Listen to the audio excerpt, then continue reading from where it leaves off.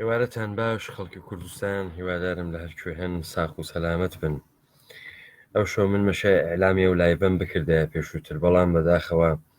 فرسەتی نەبوو و مەجبور بووم کە بێم لایڤەکە ڕاستەوخۆ پێشکەشە ئێوەی بکەم. لە دیبەیتەکانی لە بە شوێنگەڕان و کوردستانەوەن بووە، من ئەم شەو چەند مەسەلە تاوتوێیەکەم. یەکێک لەوانە دیاردەیە کە بەناوە خۆفرۆش بوونە کورد، و بێژم ئەم موشەیە لەکوێ هات و بۆ وای لێ هات. بۆیە دەبێت سەرەتا پێناسەیەک بکەم و مێژوویەک بۆیەوە تعریف بکەمەوە. نازانم چەند دەرسەد لە ئێوە چۆنیەتی دروستبوونی جیلی شارنشین و دروستبوونی شارە مۆدەرنەکانی ئوروپا و لە هەمان کاتدا توێژێک بە ناوی توێژی کرێکار لە دنیا ئەناسێت و ئەزانی ئەمانە چۆن شکلیان گرت. من کورتەمێژوویەک لەمانتان بۆ بەحسەکەم و دیسانەوە تێمەوە سەر کوردستان. لەم بریتانیا وەختێک بازرگانی دەریاکان دەستی پێکرد، ئیدەیە پێیان برد کە ئەتوانن خوری لە بریتانیاوە بوون لە هیندوستانەوە بیکەن بە فولادی هندی. فولادی هندی بوون بۆ چین و ئاورێشمی چینی بگرن، و ئاورێشمی چینی بوون بۆ ژاپۆن و لە ژاپۆن بەردی ئاسن بگرن و بەردی ئاسن بوونەوە بۆ هند و ئەدوێی پێبسێن و بەهاراتی پێبسێن و بەهارات بهێننەوە بۆ بریتانیا و بیفرۆشن و پوڵێکی چاکیان دەستکەوێ. بۆیە لەم بریتانیا لە ئەوایلی قەرنی حەڤدەوە و ئەواخری قەرنی 16 تەقازایەکی زۆر بۆ کڕینی خوری چووە سەرەوە. زەمیندارە بریتانیایەکان، فۆدالەکان، ئەوانەی کە ڕعیەتیان بەسەر زەمینەکانەوە بوو، بیریان لەوە کردەوە ڕعیەتێک کە پیاز ئەکێڵێت و چۆنەر ئەکێڵێت و سێوزەمینی ئەکێڵێت، ئەو پوڵیان بۆ دەرناکات ئەگەر بێن و کاوەڕی تیابەربەن. هەر کەس ئەوڕۆ بریتانیا هاتبێت و وڵاتانی ئوروپایی گەڕابێ ئەزانێت لەگرا وەکولای خۆمان نییە کە تۆ حیوان و ماڵت بێت و ڕانەکەت شوانی گەرەک بێت و شوانەکە مەجبور بێ ڕان لە ئاواگی هەڵگرێت و بیبا بۆ شاخوداخ لەبەرەوەی ئاڵف دەسە حیوانەکان کەوێ. لەگرا ئەوەنە سەرسەوزی و ئاو هەیە، هەر لە تیکە زەمینێکی 1 هێکتاری 2 هێکتاریا سەدەن کاوەڕ ئەتوانێت سوحتا ئێوارە بخوات و سەوزایی تەواو نەبێ. بۆیە ئەربابەکان هاتن و زەمینەکانیان ڕەعیەتەکانە خۆیان سەردەوە. بۆ ئەوەڵین بار لە مێژووی بریتانیا عدەیەک ئینسان دروست بوون کە قاچیان لە زەمین بڕیا، دەستیان لە زەمین بڕیا، و ئەمانەی تر نەیانتوانی لە دڵە زەمین نانە خۆیان دەربێرن، نانژن و مناڵیان دەربێرن. ئێوە ئەزانن ڕعیەت بەردە نەبوو. ڕعیەت ئەرباب تۆزێ زەمینی پێدا لە توو لە هەفتا 3 ڕۆژ بۆ ئەرباب کاریە کرد، 4 ڕۆژ بۆ ئەرباب کاریە کرد، 2 ڕۆژیش لەسەر زەویەکەی خۆی کاریە کرد، ڕۆژێکیش ئەڕۆشت بۆ کلیسا و بۆ خوام. و بۆ ئەوەڵین بار لە مێژووی بریتانیا و ئوروپا و تەقریبەن جیهانە جیلێ لە ئینسان تەولید بوو کە قاچی لە زەمین بڕیا، هیچ نەبوو. وەم ئینسانە سەرگەردان بوو، نانی نەبوو ئیخوا. بۆ ماوەی 70-80 ساڵ وەیلان بوو ئەم لادێ و ئەو لادێ و ئەم شار و ئەو شار ئەگەڕا و بۆ لقمەنانێک کە فقط تێریکە، خۆی تێرکە، ژن و مناڵی تێرکە، هەر کارێکیە کرد. کاری تاقەت فرسایی دەیان ساعەتەی ئەکرد لەبەرەوەی سکی تێروێت، سەقفێ بەڕاسەری وێوێت و نەمرێت. ئەمە هەمان جیلە کە بەرەبەرە ئینقلابە سەنعەتی کە ئەوێت و کارخانەکان کە دروست ئەون، تەبەقەی نەوزهور سەرمایەدار ئەیان باتە ناوی کارخانەکان و پوڵیان پێئەدات و ئەمان کە تا دوێنێ متعلقە بە زەمین بوون ئەمڕۆ متعلقەون بە چەرخەی تەولید و بەمانەیەژن پرولتاریا، کارگر. داستانی سەرکردانی ئینسان، برسێتی ئینسان، استثمار تەمام ڕوتە ئینسان لەو جێگەوە دەست پێکا کە قاچی لە زەمین ئەبڕێت، قاچی لە مادەرلەند و ئەوەی کە نانی پێدات ئەبڕێت وەکەوێتە ناوە کارخانەکان. ئەبێ بە ئینسانێکی بێهۆڤیەت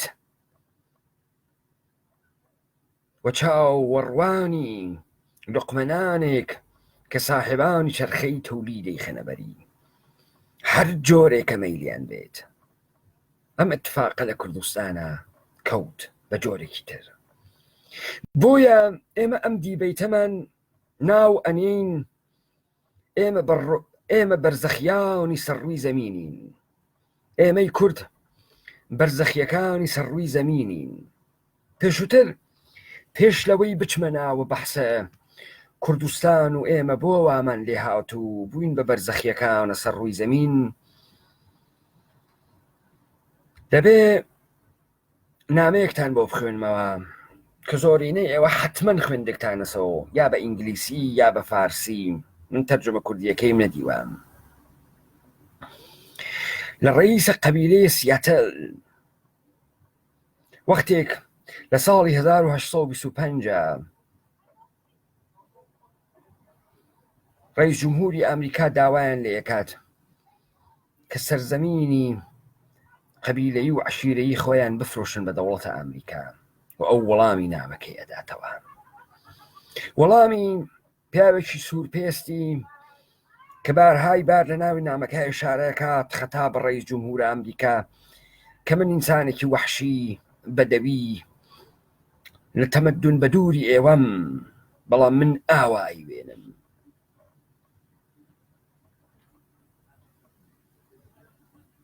ئەو ئێژێت من این را میدانم که زمین به انسان تعلق ندارد بلکه انسان به زمین تعلق دارد. من اما باش زانم که زمین به انسان تعلقی نیه و انسان متعلق به زمین. همه چیز مانند خونی که ما را با هم یگانه می کند به هم پیوستند. تور زندگی را انسان نبافته است بلکه او فقط رشته ای از آن است. هر رفتاری که با این تور داشته باشد به خودش باز می گردد. ام تور ژیانە انسان نەیچنیوە، انسان خۆی پۆیەک لەم تۆڕەیە و هەر اتفاقێک بۆم تۆڕە بکەوێت ئینسانیش لەبەر ئەگرێت.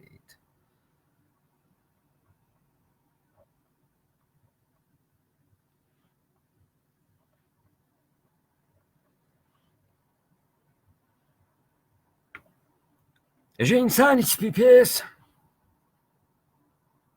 هیچ تعلقێکی بە خاک نییە. وەختێ باوکی ئەمرێت ئەیسپێرێ بە ئاسمانگەکان، بەڵام باوکەکانی ئێمە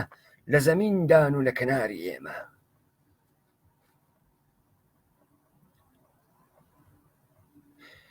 ژێ ئینسانی سپی پێس چون تعلقی بە زەمین نییە، وەکو بێگانەیەک وەکو دزێک شەوانەتێت و هەرچی دەسیەکەوێت تاڵانی ئەکات وەچێت. بۆ ئینسانی سپی پێس سەرزەمین معنای نییە و لەم سەرزەمین ئەڕوا بۆ ئەو سەرزەمین و ئەسڵن بیر لەوە ناکاتەوە. ئەسڵن احترام بە گۆڕی مردووەکانی خۆی وەژدادی خۆی دانانێت، فقط تاوانەکات و ئەڕوات. ئینسانی سپی پێس هەموو شتێک ئەکڕێت و ئەفرۆشێت، بەڵام ئێمە چۆن ئەتوانین زەلالی ئاوەکان بفرۆشین؟ ئەو هەوایەی کە ژیانمان پێ ئەدات و ئاخرین دەمیشمان لێ ئەسێنێت و ئەگەڕینەوە ناو خاک، چۆن ئەتوانین بیفرۆشین؟ هەنگامی کە ئاخرین سۆرخپووس با خولق و خوی وحشیش از میان برود، به خاطرش فقط سایه ابری باشد که از فراز مرغزار گذر کند. آیا این ساحل‌ها و جنگل‌ها همچنان در اینجا خواهند بود؟ اگر ئینسانی سوورپێستی یاغی تاغی بە قەوڵ ئێوە وەحشی دەگرا لە بین بچێت ئەو خەڵق و خۆ نەمێنێ ئایا نیشانێک لە تەبیعەت و لە ژیان ئەمێنێ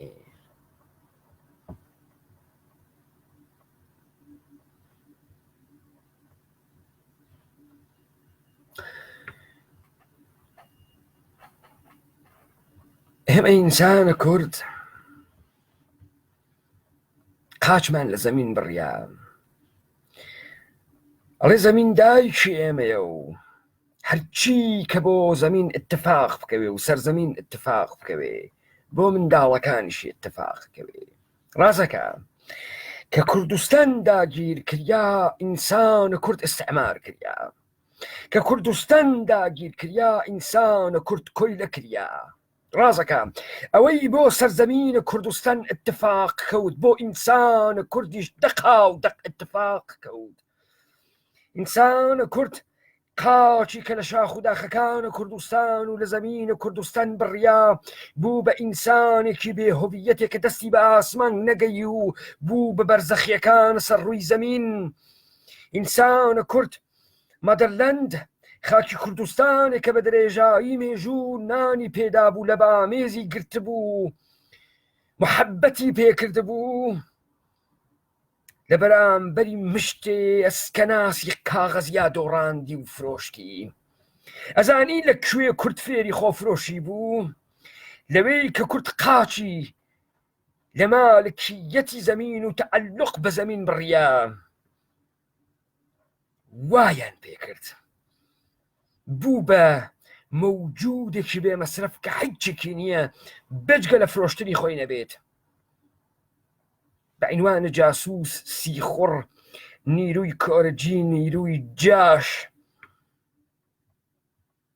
دەستی کرد بە فرۆشتنە خۆی سەرزەمین چوو بوو وڵات چوو بوو ئستعمارگەر هاتبوو بە هەنێکا لای لوکسەوە بە مشتێ پووری کاغەزیەوە تۆ لە لادەکەی خۆت و لە زەوینی کەشاوەرزی خۆت و لە ڕان و مەڕ و ماڵاتەکەت و لەو ژیانەی کە هەبووی دابڕیایت و حەیچ لە دەست نەما ئێستا دڵت بەوە خۆش کرد کە لە مەدرسەی زوانە فارسی و ئەقڵە ئێرانیان مەدرەک بگریت و لە سیستەمە بروکراتیکە دەوڵەتە ئستعمارگەرا ببی بە کارمەند و پوڵە کاغەزیە ئێرانی بگری لەبەرەوەی هەناسە بکێشی بژیت وەلێ کورد لەو وەختەی نابوود بوو کە کوردستان ناگیر کریا وە سەرزەمین نەما ڕئیس قەبیلەی سیاتە لێژێت ئینسانی سپیپێس ئینسانێکی بێهۆڤیەتە کە ئەم سەرزەمین لەگەڵ ئەو سەرزەمینە فەرقێکی نییە بۆی فەتحیەکات و ئەژدادی خۆی بەجێ تێڵێت هەروەکو بەرزەخیەکان ئەمڕۆ کە ئێمەین و زۆربەی ئێمە بووگینۆ جەهەن وەتەن و جەهەن مڵکە مشاع ئێمەس و ئێران مڵکە مشاع ئێمەس و بستی خاکمان نییە و مترێ خاکمان نییە کە خۆمان تیا ئازاد و ڕەها بوێنین و متعلق بە ئەو خاکە بینە و ئەو خاکە متعلق بە ئێمە بێت و خاتراتە ئەژدادمانی تیا بێت و گۆڕی ئەژدادمانی تیا بێت و منداڵەکانمان لەسەر ئەو خاکە بزین دەمەیە کە ئێمە احترام بە ئەژدادمان فرامۆش کرد لەسەرا بە زندگیەکی پۆست مۆدەرنە کە وەحشیەت بەجێ بێڵین و بین سیڤیلایزد بووین سەرزەمینمان چوو نەریتمان چوو ئینسانیەت و بەزەییمان چوو شەهامەت و عیزەت و کەرامەتمان چوو لە ئێمە مشتی ئینسانی مەسرەفگەرای بێهۆڤیەتی کۆیلەکراوی ئستعمار بووک دروست کریا وا حازرین هەر لە حەماڵیۆ کە کۆڵبەری بێت تا لەش فرۆشی و ڕۆح فرۆشی و فرۆشتنە یەکتری و فرۆشتنە ڕۆڵە قارەمانەکان ئەم سەرزەمین ئەو یەک کوژی ئێمە حازر بووین هەر ماوەڵێ بکەین ڕئیس قەبیلەی سیاتل ئەم نامەیەی نووسا و ڕەهبەرە یەک لە دوای یەکە فاسەدەکانە کوردیش بڕۆن معاملە گەریان بۆ ئینسانە کورد بەجێهێشت شکست و زعف نەفس و خەیانەتە خۆیان گرێدا بە دوو تا چوار تاکردن و چۆرتکە خستنە سوود و منفعەت کە من سەرزەمینم فرۆشت و کوردستانم تەحویلدا لەبەرەوەی قەتڵ عام نەکرین بەڵام هیچ وەخت نەیوت ئەم سەرزەمینە ئێمە متعلقین بەم سەرزەمینە و تۆ ناتوانی بەیداگیریکەی تۆ ناتوانی بێ فەرمانی بەسەرا بڕانی بۆیە ئێستش ئینسانە بەرزەخیە کورد ئێمە ئەو ڕۆوەک فاکسمان پێاتکە ئێمە گشتمان ڕۆحمان بە شەیتان فرۆشتگە لە تاو ئەم بەرزەخەی کەواین تێە هەموو شتێکمان ئەفرۆشین هەموو شتێکمان بە پوڵی کاغەزی لێ ئەسێنن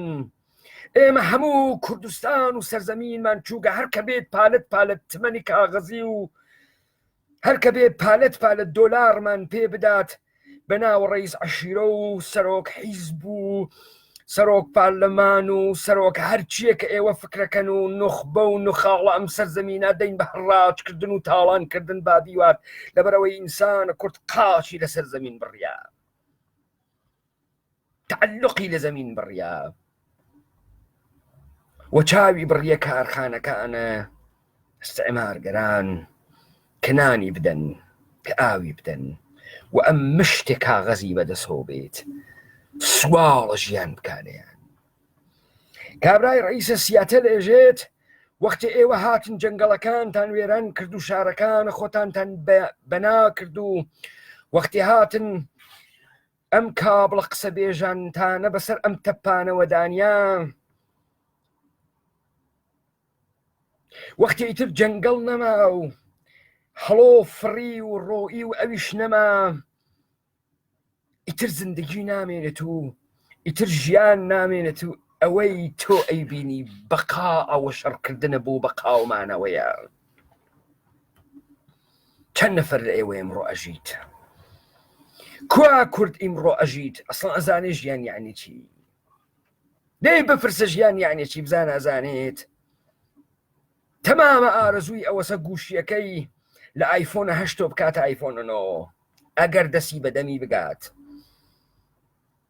تەمامە ئارەزووی ئەمەسە پولێکی بێت بتوانێت بچێ سەفەرێکات حالیدەی بۆ خۆی بسێنێ ئەسڵەن لەحزەیە چرکە ساتێک تەسەورێکی لە زندگیکردن هەست بارها ئێژێت ئەم قسانەی من ئەیکەم سوور پێسێکی وەحشی بەدەبی ئەیکات و تۆی سپی پێس لە ئێمە تێناگەی ڕازەکە کۆیلەکان لە ئێمە تێناگەن ڕازەکە بەرزەخیەکان لە ئێمە تێناگەن ڕازەکە ئەوانەی کە فێر کران بێدایک و باوک بوون احترامە بە ئەژداد و بە گۆڕ ئەژدادیان تێناگەن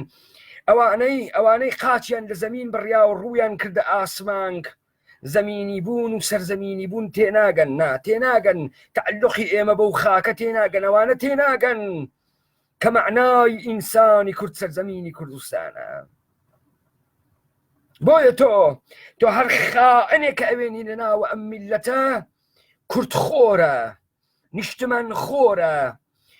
خۆفرۆشە چون حەجێکی تری نییە بیفرۆشی ئیتر سەرزەمین چووکە مالکیەتی چووکە تعلقی چووکە ماگەس و خۆی و ساحەتی و لەشی و فکری و هەمووی ئەوانەیشی فرۆشتگە ئەی فرۆشێ لە تەوەهومی ئینسانی فەزیلەتمەند بوونە ئەو تەوەهومەی وا ئەسپانیایەکان دایان بە سوورپێستەکان ئەمریکای لاتین سوورپێستەکان ئەمریکای لاتین وتیان ئیسپانیایەکان هاتن کتابێکیان بۆ ئێمە هاورد و خوایە لە ئاسمان و ئەوەی لە ژێری پێمان بوو ڕایەن ماڵی و دزیان و بردیان ئێستا ئێمە ماگین و ئاسمان و ئەو خوای کەواتەیە و سەرزەمینێکی برسی ئازەکان کوردستانیان تاڵان کرد و ئێمە بووینە جەهەنوەتەنی ئێمە کۆیلە کریاین و بووین بە بەرزەخی و ئێمە بووینە جەهەنوەتەنی و ئێران مڵکە مشاع و دنیا مڵکە مشاع و ئێمەیش پەستەرین نەتەوەی سەرڕووی زەمین و بێ هۆڤیەتەرین نەتەوەی سەرڕووی زەمینین کەس لە مەئاساتمان ڕاناچڵەکێ، خۆمان لە مەئاساتە خۆمان ڕاناچڵەکێین، و ئەمەش سزای سەرزەمین فرۆشی ئێمە بوو کە خۆمان خەبەرمان نەبوو. دەقا و دەق عینە ئەو جیلەی وا لە بریتانیا کاتە خۆی لە ئەواخرە قڕن 16 و ئەوای لە قڕن 17 دروست بوو، جیلێکی قاچ لە زەمین بڕیاگی برسی متعلق بە هیچ کوێ نەوگی مەجبور بە کۆیلەبوون. ئینسانە کوردم ڕۆ لە سەرزەمینە خۆیە لەو سەرزەمینەی وا ئەستعمارگەر لێی داگیر کردووە سواڵە نانەکە، بە هەزار ڕەنگ دەرتێ ناوی ئەگۆڕێت، دینی ئەگۆڕێت، کولتوری ئەگۆڕێت، ناوی ئەژدادی ئەگۆڕێت، هەرچیە مێژووی هەیە تفی تێ ئەکات،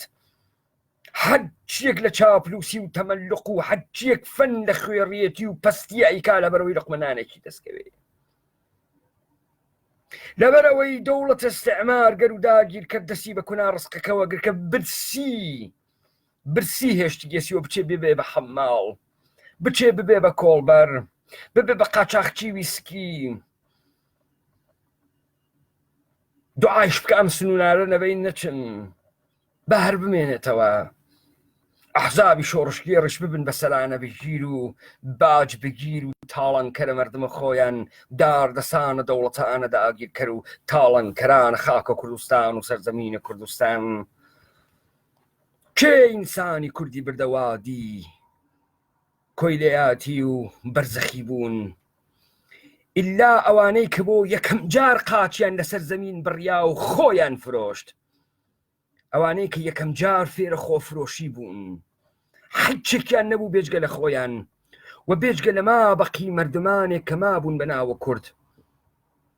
کوردێک بڕوا کوردێک بفرۆشێ کە نان بخوا، ئەمە تەنیا هۆنەری بوو، چون دەسی لە زەمین بڕیاو، چون تازەیتر نێتوانی نانی خۆی و ژن و مناڵی زەمینەکە دەربێرێ، کەوتە هەڕاشکردنە خۆی تاریخی مێژووی سەرزەمینی بەهاو ئەرزشەکانی کولتوری. و تۆ بە درێژایی ئەم مێژوە یەک نەفەر، یەک تاکە نەفەرت لە ناو ئەم ڕەوتە بە ئیستلاح مبارزاتە بۆ ڕزگاری ئەم سەرزەمینە وەکو ڕئیسە قەبیلێ سیاتل نەدی، مەعامەڵە لەسەر خاک نەکا، بێژێت ئەم زەمینە ئێمە تەعەللوقمان پێی هەست، ئەم زەمینە کە من قاچ ئەخەمە سەری خۆڵی سەری ئەژدادمە، ئەم ڕووبارە کوردستانەوە کە ئەڕوات و ئەم ئاوە زەلالە خاتراتە هەزاران ساڵەی مردمی کوردی تیاونە و ئەو داروەن و دار بەڕوانەی کوردستان خوێنی ئەژدادی ئێمەستیا ئەڕوات و تێت، سەرزەمین نافرۆشین، نایدەین بە کەس، کورد بە کوردستانەوە کوردە و کوردستان بە کوردەوە، کورد بە کوردستان مەعنا پەیا ئەکات و بەڵام خائینە خۆفرۆشەکان بەرزەخیەکانی قاچ لە زەمین بڕیاگی دەست بە ئاسمان نەگەیشتگی خۆفرۆشی خۆیان بۆ ئێمە تێوەریزە کردەوە، لە زمان ئەستعمارگەرەوە ڕوو بە ئێمە بوونە جیهانوەتەنی، بوونە ئۆمانیست، ئێران مڵکە مشاع و دنیا مڵکە مشاع و مافە مرۆڤ بە سەرمانە حکوومەتەکە و کوردستان لە ئینزوایەکی درندانەی کۆلۆنیالیزمە، کوردستان شیرەی گیانیان مکی و ئێمە ڕۆژ لە دوای ڕۆژ لە خوی ئینسانی دەرئەچین، ئێمەش بووگین بە مەسرف کنەندە و بووگین بە کۆیلەی دنیای ئەم دنیانێ ئەو لیبرالیستیە و ئستعمارەکرین لە تەریقی ئستعمارگەرانی دەستە سێ و دەستە چوارەوە و خۆمانمان فرامۆش کردگە و لە وەهم و خیاڵا و ڕۆحمان بە شەیتان فرۆشتگە.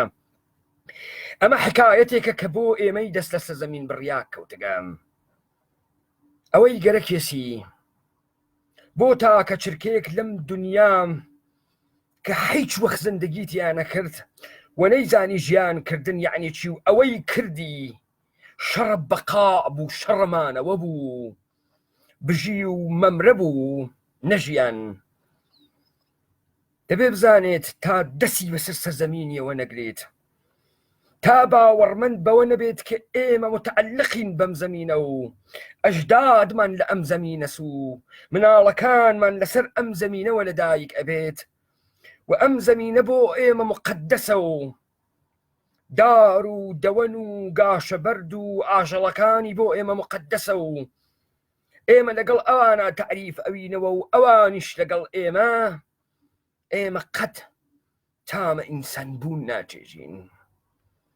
تبدیل بووگین بە پرۆداکت تبدیل بووگین بە کەتڵ تبدیل بووگین بە لایڤستۆک تبدیل بووگین بە مەڕووماڵاتە دام پەروەرانە گەورەی جیهانی و ئەمان دۆشن ئێمە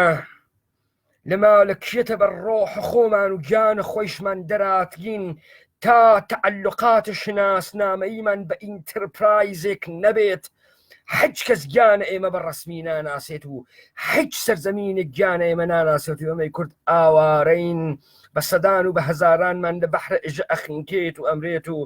بە سەدان و بە هەزارانمان لەم وڵاتە ئوروپیانە بێ هۆڤیەت و بێشناسنامەس و بە سەدان و بە هەزارانمان بە هۆڤیەتی غەڵب و بە هۆڤیەتی درۆ خەریکە لەم دنیا ئەژیت و نیوەشمان خەریکی خۆفرۆشیە و ئەمە گشتی دەرەنجامی لە دەستدانی سەرزەمینە و قاچبڕانی ئینسانی کوردە لە سەرزەمین ئین دۆزەخیەکانی سەرڕووی زەمین